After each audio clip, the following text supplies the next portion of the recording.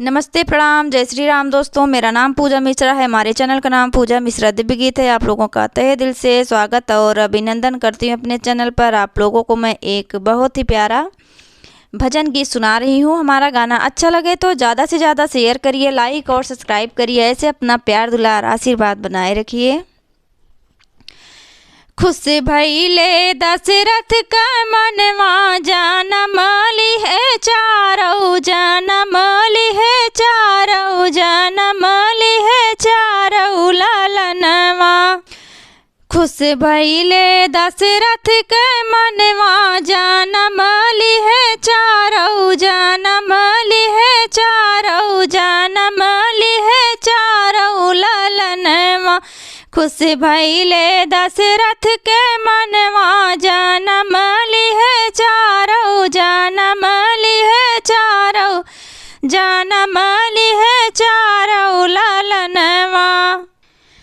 आवध नगरिया में आई खुशहाली, आवध नगरिया में छाई खुशहाली, आवध नगरिया में आई खुशहाली, आवध नगरिया में छाई खुशहाली। अन्न धन लूटाई रहे सोनवा, जनम लिहे चारौ जनम लिहे चारौ जनम लिहे चारौ लालनवा। अन्न धन लूटाई रहे सोनवा, जनम लिहे चारौ जनम लिहे चारौ जनम लिहे चारौ लालनवा।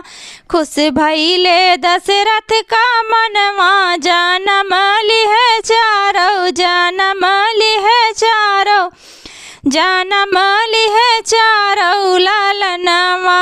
खुश भइले दशरथ का मनवा, जनम लिहे चारौ जनम लिहे चारौ जनम लिहे चारौ लालनवा। आवध नगरिया में आई खुशहाली, आवध नगरिया में छाई खुशहाली, आवध नगरिया में आई खुशहाली, आवध नगरिया में छाई खुशहाली। बाज रहा बरहौ बाजनवा, जनम लिहे चारौ जनम लिहे चारौ जनम लिहे चारौ लालनवा।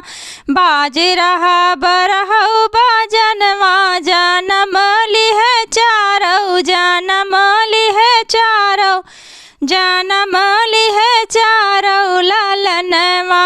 खुश भइले दशरथ का मनवा, जनम लिहे चारौ जनम लिहे चारौ जनम लिहे चारौ लालनवा। खुश भइले दशरथ का मनवा, जनम लिहे चारौ जनम लिहे चारौ जनम लिहे चारौ लालनवा। छूट गइले ताना में हनवा, जनम लिहे चारौ जनम लिहे चारौ जनम लिहे चारौ लालनवा। छूट गइले ताना में हनवा, जनम लिहे चारौ जनम लिहे चारौ जनम लिहे चारौ लालनवा। खुश भइले दशरथ का मनवा, जनम लिहे चारौ जनम लिहे चारौ जनम लिहे चारौ लालनवा। खुश भइले दशरथ के मनवा, जनम लिहे चारौ जनम लिहे चारौ जनम